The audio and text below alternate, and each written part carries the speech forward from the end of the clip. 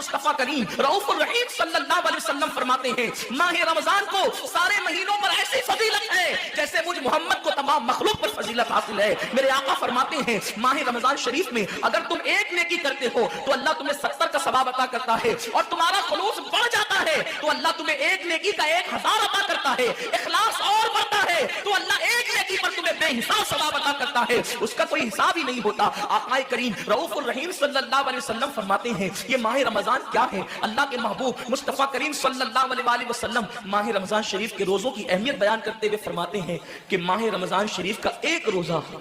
अगर कोई छोड़ दे और फिर सारी जिंदगी उसके बदले में रोजा रखे तो सारी जिंदगी के रोजे उस एक माह रमजान के रोजे के बराबर नहीं हो सकते। ये माह रमजान शरीफ के रोजे को फजीलत हासिल है, और अल्लाह के हबीब सल्लल्लाहु अलैहि वसल्लम फरमाते हैं जो माह रमजान शरीफ में इबादत करके अपनी बख्शिश नहीं करवा सकता, अपनी मगफिरत नहीं करवा सकता, फिर उसको कभी मौका नहीं मिलता कि वो अपनी मगफिरत का सामान करे। आका करीम सल्लल्लाहु अलैहि वसल्लम फरमाते हैं कि साल भर तक माह रमजान शरीफ के लिए जन्नत को आरास्ता किया जाता है, जन्नत को सजाया जाता है, जन्नत को संवारा जाता है। और आका करीम सल्लल्लाहु अलैहि वसल्लम फरमाते हैं बड़ी बड़ी आंख वाली हूरें अल्लाह की बारगाह में अर्ज करती है मेरे करीम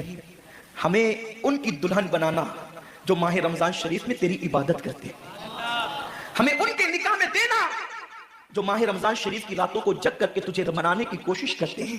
आका करीम सल्लल्लाहु अलैहि वसल्लम फरमाते हैं अगर कोई बंदा माह रमजान में जिना से बचे,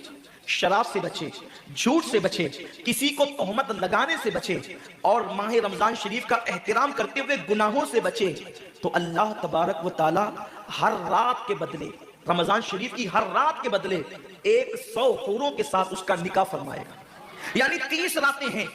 तो 30 हूरों के साथ उसका निकाह होगा। और आका करीम सल्लल्लाहु अलैहि वसल्लम फरमाते हैं माह रमजान शरीफ का एहतराम जो करे और एहतराम माह रमजान में जो लगवियात और खुराफात को तर्क कर दे, जो गुनाहों को छोड़ दे, ज़िना को, शराब को, झूठ को, बोहतान तराशी को छोड़ दे, आका फरमाते हैं उस रमजान शरीफ का एहतराम करने वाले के लिए अल्लाह ने जन्नत में एक ऐसा महल बनाया है। उस महल का हाल ये है कि दुनिया के सारे अव्वलीन और आखिरीन यानी आदम से लेकर आखिरी आने वाले तक, इंसान तक, अगर सारे उस महल के अंदर दाखिल हो जाए तो भी उस महल की इतनी ही जगह वो लेंगे जितनी की बकरे की रान आप किसी मकान के अंदर रखते हैं तो बकरे की रान कितनी जगह घेरती है, बस तमाम अव्वलीन और आखिरीन उस महल के अंदर इतनी ही जगह घेरेंगे। यानी वो महल इतना बड़ा अल्लाह ने बनाया है और वो महल सिर्फ उनके लिए है जो माह रमजान के एहतराम में गुनाहों को तर्क कर देते हैं, गुनाहों को छोड़ देते हैं। मेरे आका सल्लल्लाहु अलैहि वसल्लम के प्यारे दीवानों, लेकिन अफसोस